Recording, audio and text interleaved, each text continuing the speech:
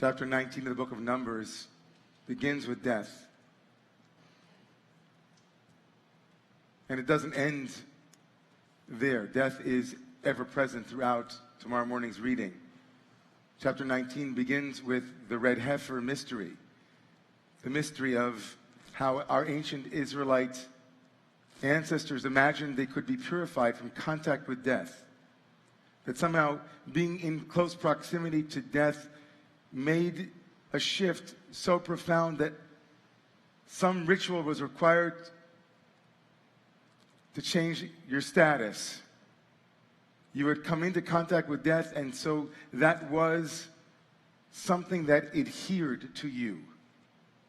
And in the ancient Israelite mind, some profoundly mysterious, odd, paradoxical ritual was required in order to purify you from death. And so tomorrow morning's reading, which will have in it the death of the two siblings of Moses, the death of Miriam and Aaron, the two older siblings of the great teacher of Israel. Tomorrow morning's reading will begin with a purification rite, as if telling the readers, as we begin to read the story of the death of these two great individuals, we ourselves need to pass through the same gate that our ancestors passed through. The gate of the red heifer, that odd, mysterious ritual in which the Torah tells us we are to find a pure red animal, the kind of red that is earthy red. The word in Hebrew for red and the word in Hebrew for earth are the same. A red, earthy animal, brown, red. You know, that thing that represents perfection, human perfection, that is. Find that perfect animal and then burn it. And then mix it together with crimson and hyssop, making it even redder and redder and redder until it's the very red of blood. And then add water. And you have the ashes of purification. Mechatat, these ashes of purification are essentially perfection burned completely, mixed together with living, flowing waters that are taken from the source.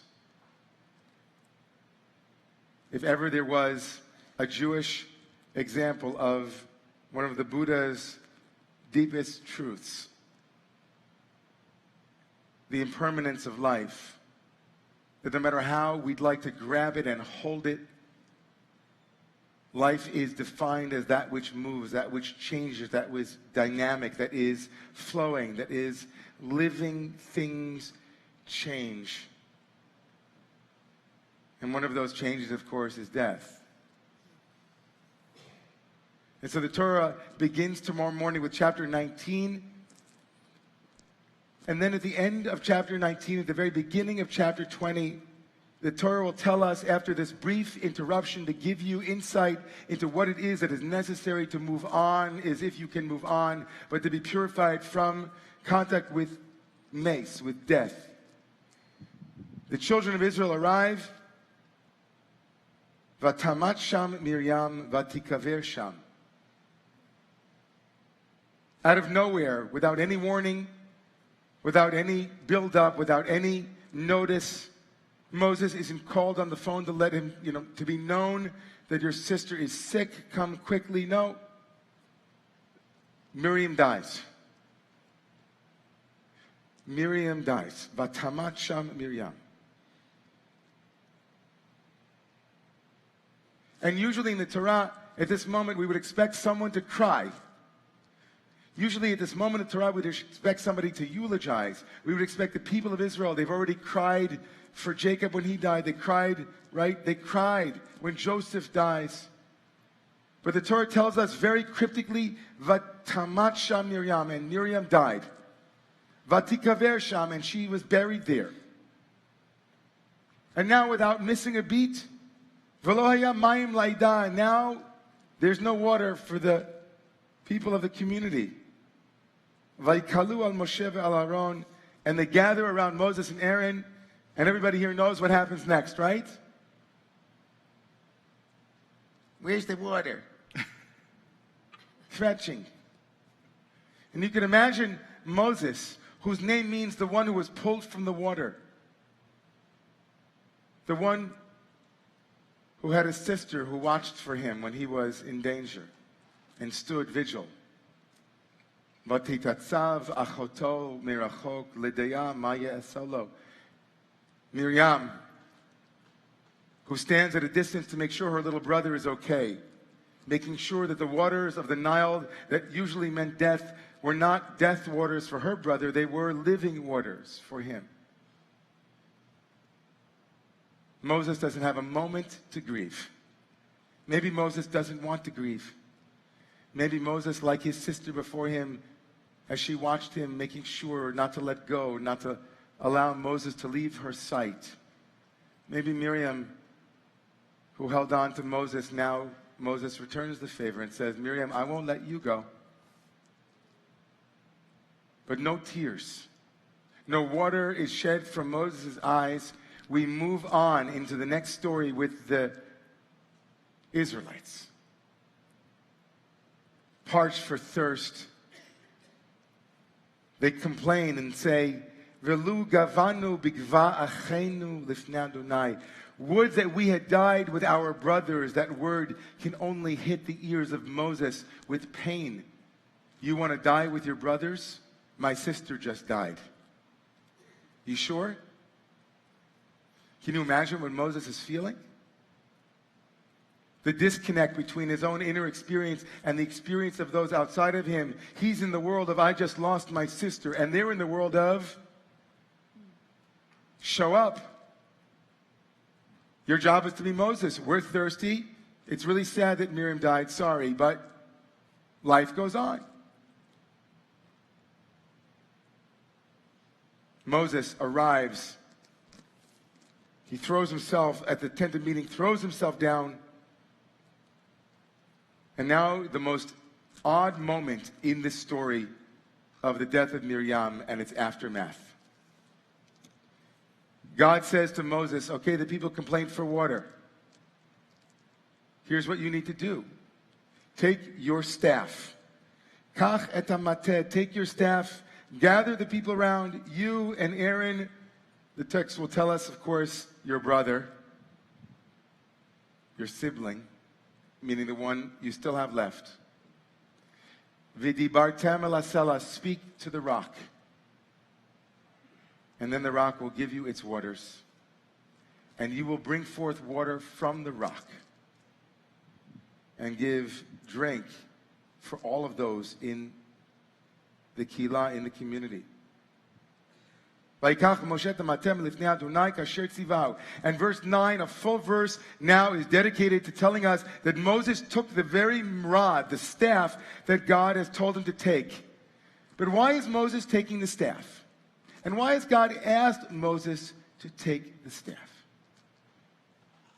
After all, is Moses going to use the staff? Is God seducing Moses at this moment, saying, take the staff, the one that you've used before, but even though you're taking the staff, I want you now to speak to the rock.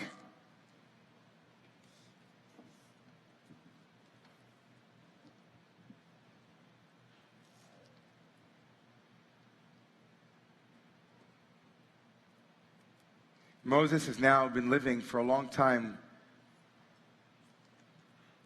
knowing that he could provide many things to the people, but he could not provide water without using a borrowed staff. He borrowed his brother's power. He lived off of his sister's power. And in this moment in Moses' life, God is asking him to use the place of deepest vulnerability, his own spoken voice, to bring forth water. God says to him, speak softly when you carry your big stick. You have power, it's borrowed, but the only power you need is the power to speak to the obstacle, to the hard place, to the rock, and that will be what is needed for water to flow. And one can feel at this moment as if really what God is telling Moses is, didn't you wish that people had spoken to you and helped you cry? Helped you release your waters? Didn't you, Moses, weren't you wishing that someone had the code, someone had the way to give you space to cry your tears, to grieve your loss, for your waters to flow, for that Miriam, for that amazing sister who released you into the world and saved your life, that nourished you and supported you and sustained you? Didn't you need the very thing that I am now telling you to do to that hard rock? Not with a staff and not with the kind of power that is not real power, but with the power of use your words, find your way in. Speak from your vulnerability, from your weak point, from your thing that you think you cannot do. Moses, your vulnerability will be your release. But of course, Moses doesn't do it. And one Freudian moment of the Torah here, and if you've been sleeping now, we're coming in for a landing, so just hear this. The grief that Moses doesn't grieve still comes out. When Moses decides not to speak to the rock, but rather to use the very thing that got him here, knowing the thing that got you here won't get you there. The power that you borrowed from Aaron's staff or from Miriam's well. If you don't know about that, there's a midrash that says Miriam is the one who was the source of the water. That which got you here, Moses, will not get you there. And Moses shuts down and he hits the rock. And right before he hits the rock, in a Torah that has no vowels, he calls the Israelites Hamorim, the rebels. The only time in the Torah that they're called Morim, and the same consonants as the word Miriam. He calls them Miriam. The vowels change, so he says to them, Shimuna Hamorim, listen you rebels. But really what he says is, listen, it's about Miriam. It's about my ungrieved loss. It's about every time we say goodbye, it hurts.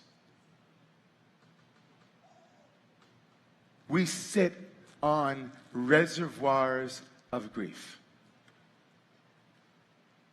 We sit on reservoirs of sadness, individually, communally, nationally. We sit in that space between the flowing waters of life as they move and change and shift. And we too hold on for good reasons, sometimes, often.